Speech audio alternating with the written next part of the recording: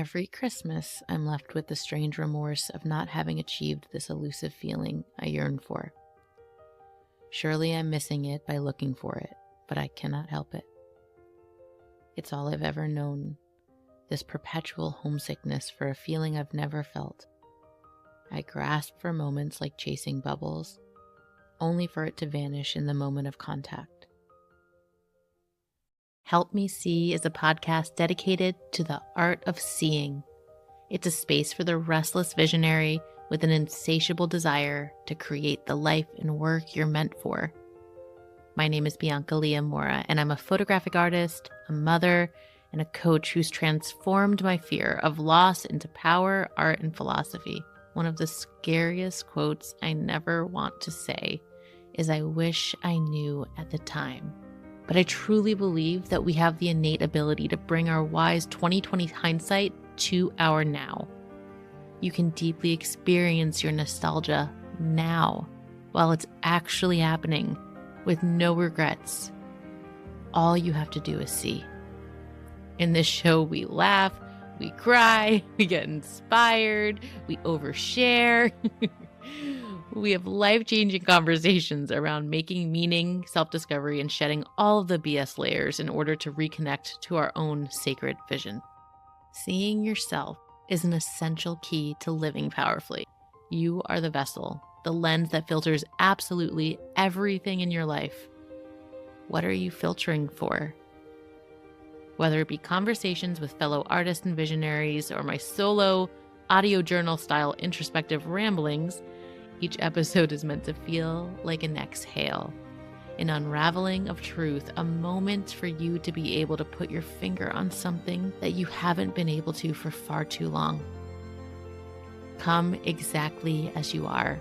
It's perfect. Honor your instincts. Let's uncover some of the most important things in our lives, which all too often can slip out from our view. Let's commit to seeing and consciously creating what only you can in your one and only life. Let's dive in. Hello, and welcome to another episode of Help Me See. Happy holidays. Whatever you celebrate, I'm hoping you had a beautiful holiday time filled with yummy coziness and all of the joy and peace and love and light. Today is December 26th, and this morning I woke up and wrote a poem of sorts. I don't know. I still feel uncomfortable calling the writing anything at this point, but I recently joined a poetry community, and it's definitely been inspiring me and sending me through all sorts of spirals. I keep thinking, when I'm listening to the gorgeous poetry readings and the analysis and the pulling of the threads, I keep thinking about how, oh my gosh, it's like I know this language in imagery. I know this language visually, but I don't know this language with words. I don't know this language with language. It's something that specifically bothers me, and I've been, since unpacking one of my last posts about how photography has betrayed me, it feels like I've been using photography and visual art in general as a crutch at times. It's definitely a healthy, beautiful way of expression, and it's therapeutic, and it's enlightening and emboldening and all of the things. And also, it allows me to touch the feeling and be like, oh, there it is, and walk away.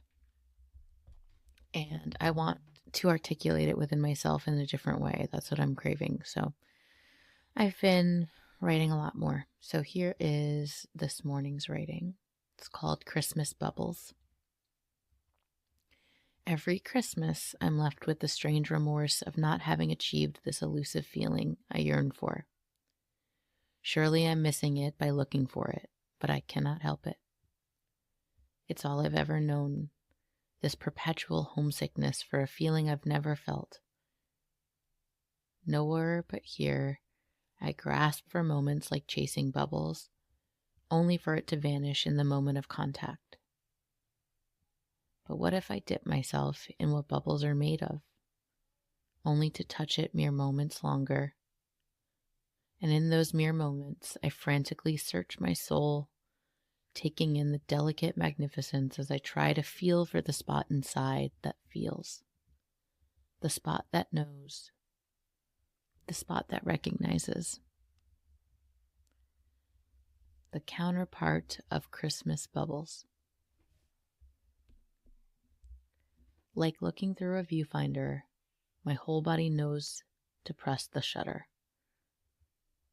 The catharsis of synthesizing inside and outside.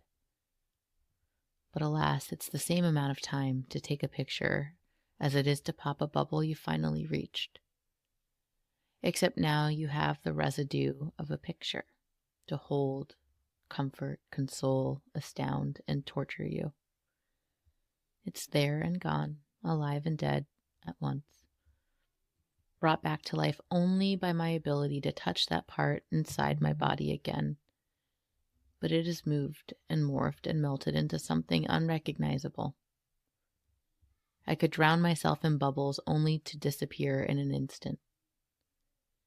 Reaching for bubbles like reaching for a single day all year, both a shell of a space available everywhere and at all times, just like pictures, only alive through the life inside of me.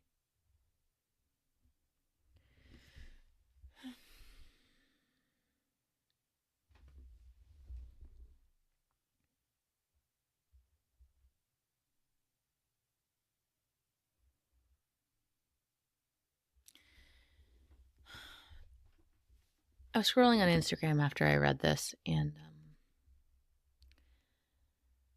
there's a quote that I came across that gives me mixed feelings, especially coming from a visual arts background. It's by a photographer, lovely photographer. It says, "To suggest is to create, and to describe is to destroy." By Robert, how do I say his last name? Robert, I'm going to butcher it. Doisneau.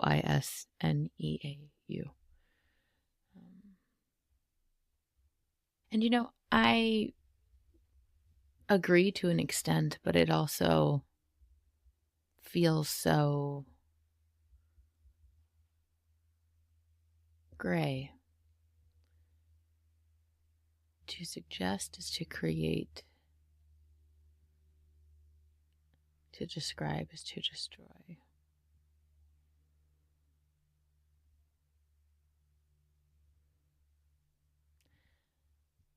To suggest does feel expansive and iterative and open, like you're coming from. And then to describe most certainly is boiling things down and constricting and specifying. But I also find such relief in that specificity. I find such relief in when someone describes something so specific and eliminates so much of the outside, and it describes something that helps me put a finger on it, it helps me scratch the itch inside of me through the words that they're using. And I think this effort to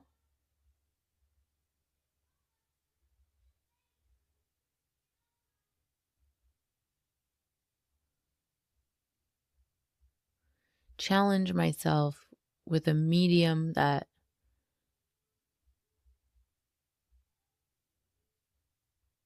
doesn't allow me to point. Be like, there it is, there it is, there it is, there it is. It depends on me to come to something and create from nothing.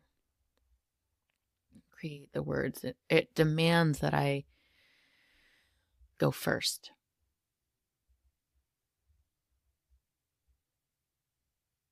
In this coming new year, because of this, I'm challenging myself to explore other mediums. And of course, I will continue taking pictures, but I'm going to gift myself with a very literal beginner's mind, not from a philosophical standpoint of, yes, I know if I just sit down in the seat of consciousness of a beginner's mind, like everything is new all the time. Doesn't matter if I've been taking photos for decades, right? But a philosophical beginner's mind is very different from I don't know what the fuck I'm doing at all beginner's mind. And that's what I'm looking for in the poetry classes I'm taking. And that's what I'll be looking for and unavoidably experiencing in the singing classes I'm going to be taking, singing and piano, which I don't know why, but it feels embarrassing to say, which is so strange. Something feels extraordinarily vulnerable about it. And, for someone that's been extraordinarily vulnerable, like on a microphone for years, via podcast, it perplexes me, but it's definitely it's just a different space.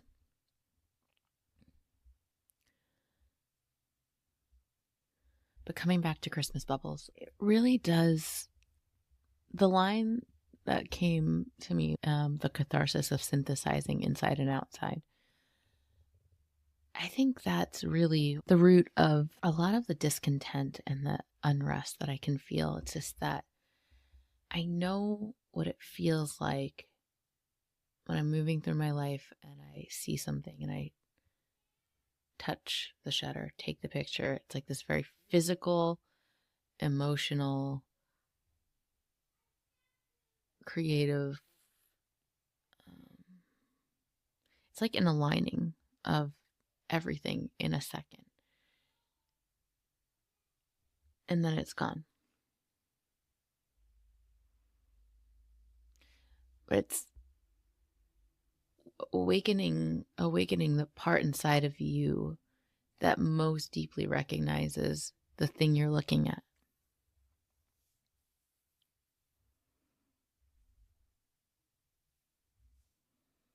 And it feels like I'm really wanting to be able to recognize and understand the part inside of me first without needing an outside experience or representation to draw it out of me.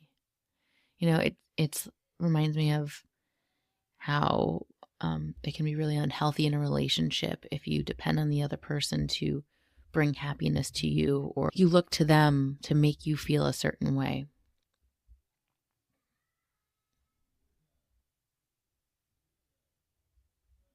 Like two halves of a whole, dismissing the wholeness within yourself. It feels like I do that with life.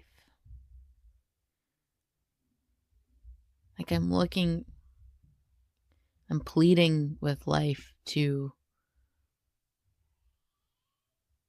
validate me, to comfort me, and to show me, see? I don't know what, see what? I don't know, but see? This. It's okay. Like, I'm looking for it to pat me on the back. Just like, yeah, it's okay. Yeah, see?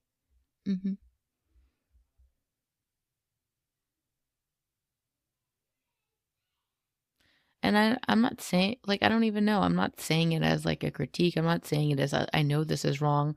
Maybe it's just human nature. I don't know. I just feel particularly aware and uneasy about it.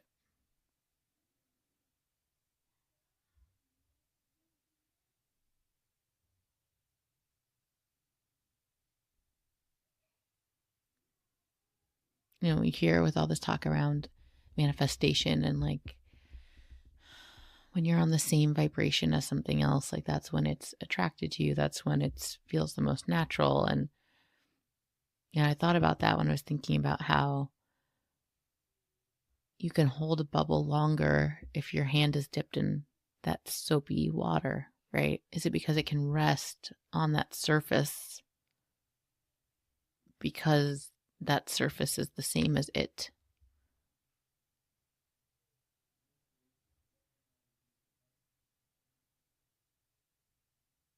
But even with that, it only lasts a certain amount of time.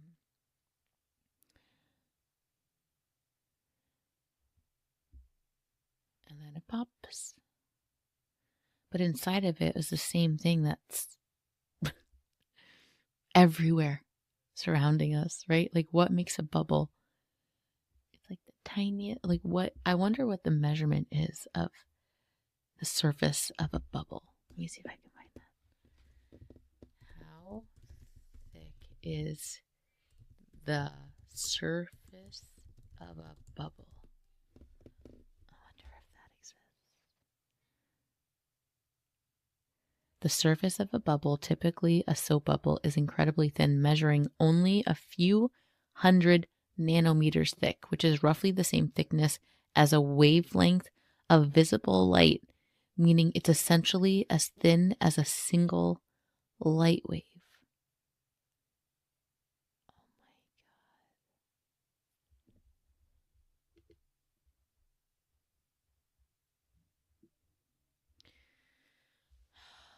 Of course, it's compared to light.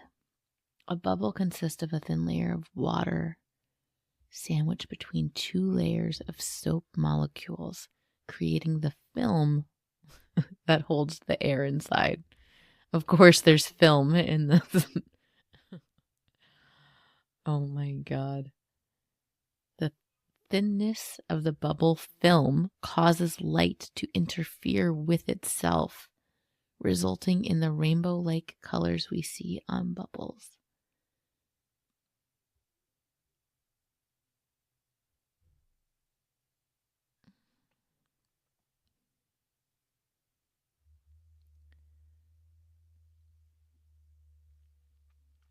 The thinness of the bubble film causes light to interfere with itself,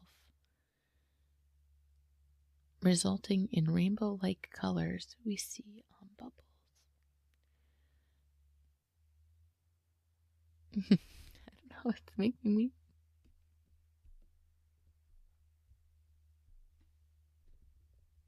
so emotional.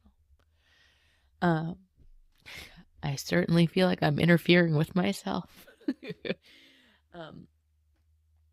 And also, just for context about my bubble tears right now, the boys for Christmas got a room makeover, and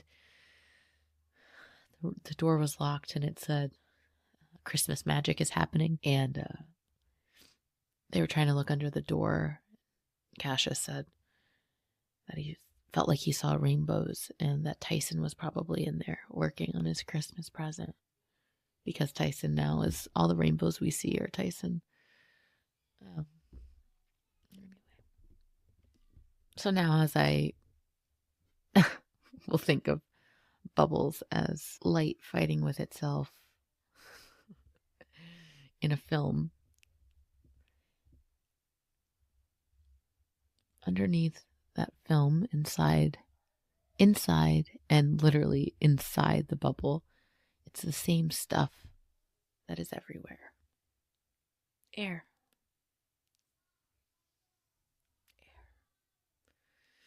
It's everywhere, and yet you're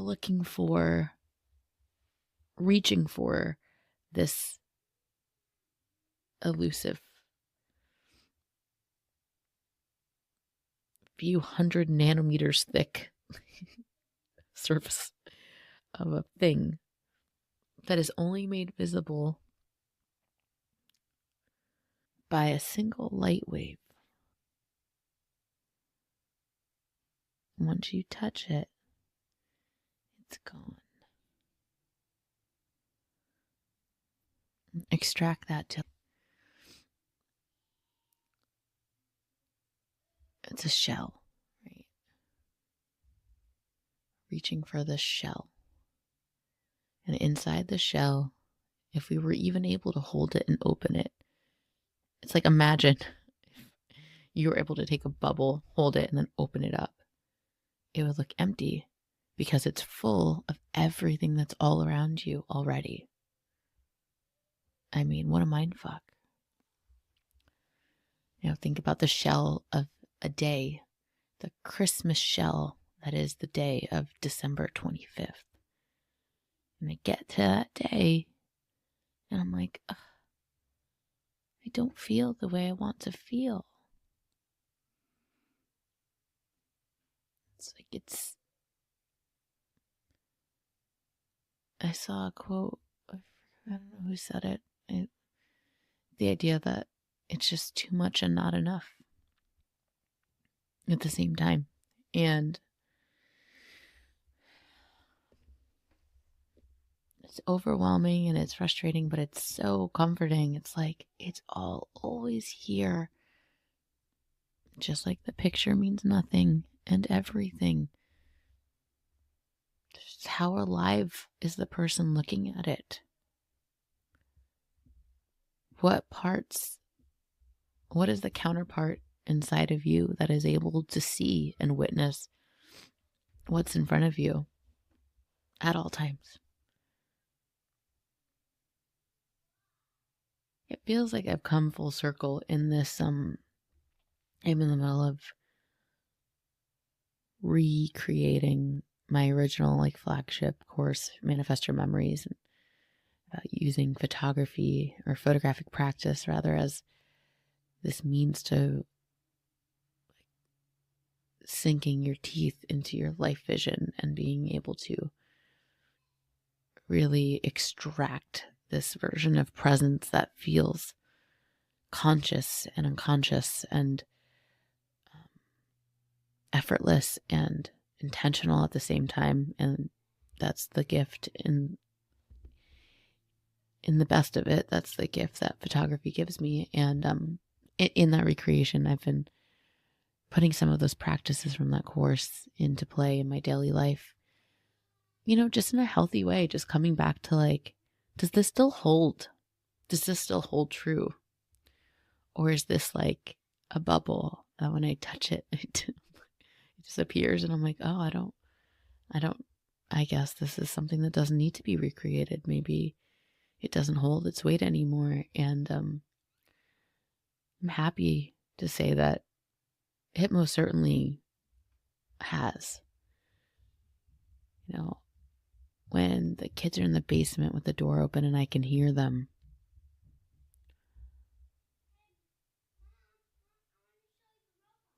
Did you hear that? I think I hear he's calling me right now from outside the room. Yes, buddy. Come here. You can come in. The door's open, baby. Hi. Come here.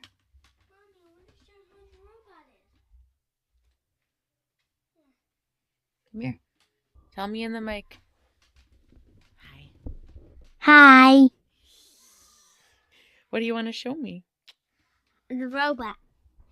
His name's Junior. His name is Junior? Yeah. Can you speak in the mic? For real. Can you tell I'm recording a podcast episode? My mom's reporting a podcast episode. Do you know what that is? What? That means I record my thoughts onto here and then other people in the world listen to it. They press play and they listen to it on their headphones. I love you, Mama. I love you. Let go of the mic, buddy. I love you. What do you want to show me? Here, hold on. This one. Here. Now talk. What was your favorite part of Christmas? Presents. Did Daddy finish your robot? Yeah, but we're trying to figure, and he's trying to connect him onto his phone so we could play him and move him. But I'm not sure if he can move. I'm not sure if he could talk. Well, I guess we gotta see. I'll be right there, baby. Come on, Mom. You're the best mommy in the world. You always listen to me. You always listen to everyone. Everyone. You get it? Everyone. Okay. I interrupt this programming for life, so I'll be right back. Okay, that be right back turned into a couple hours. Surprise, surprise. I ended up reheating an egg bake that I made for Christmas yesterday. And then I put some monkey bread in the oven that I made yesterday that was like hanging out in the fridge because a lot of our family members got sick, so we had to postpone our Christmas festivities, and so that was just hanging out in the fridge.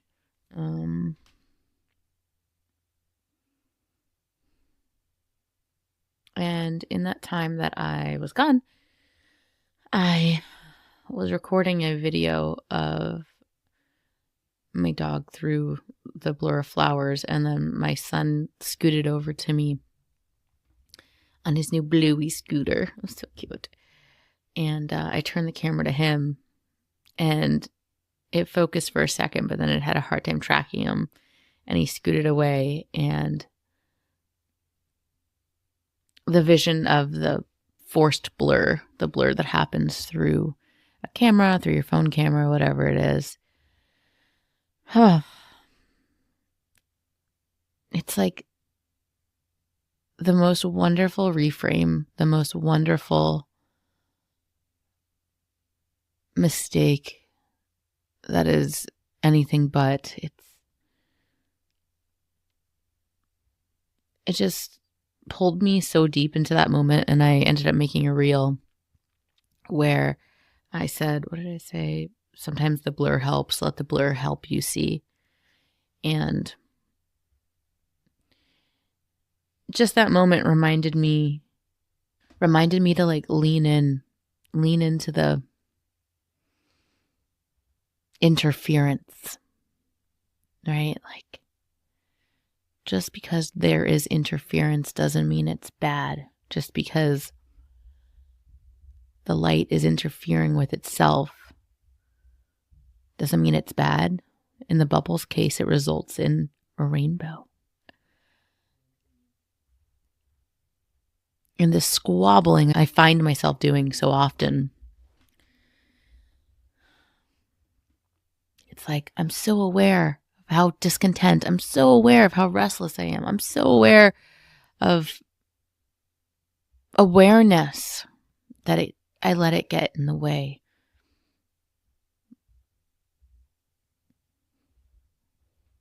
When in fact, that's the biggest gift, right?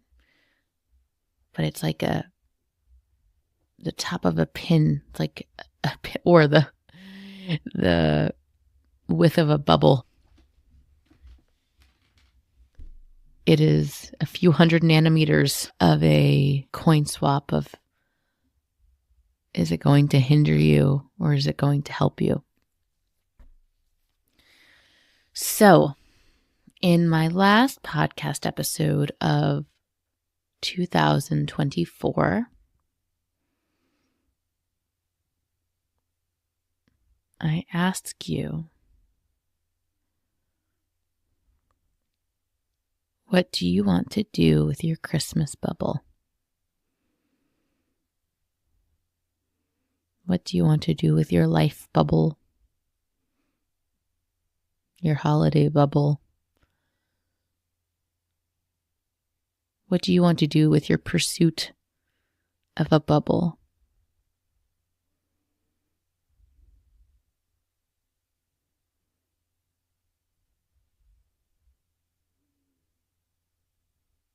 I'm using this conversation and this information on bubbles as inspiration for my final Nostalgia Now guided photographic journaling template, which will be out soon.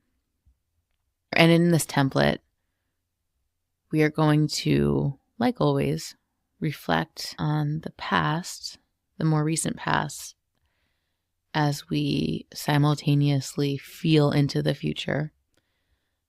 and the type of life that we're wanting to live.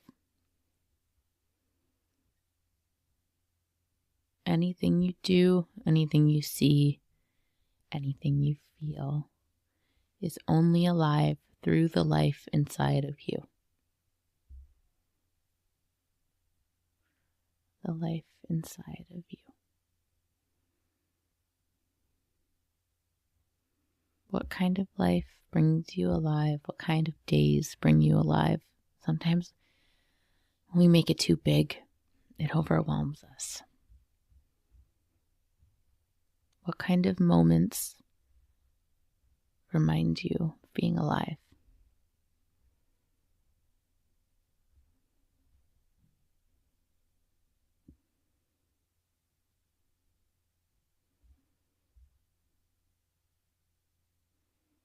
And if you're finding yourself particularly discontent in this season, I ask you, what would it look like to come from creation, to come from a place of content rather than reaching for it, reaching for creation, reaching for content? To me, this means when I'm feeling discontent, how can I empower myself to put myself in the situation of creating, using it as fuel, alchemizing, transmuting, instead of reaching for the bubble, letting myself acknowledge that I am inside of it.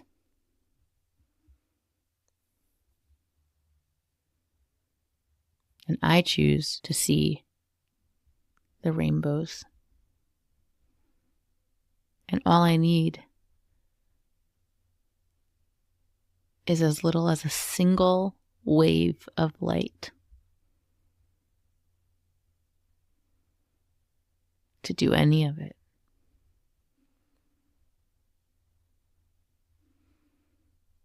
And sometimes it's just me. I am the single wave of light.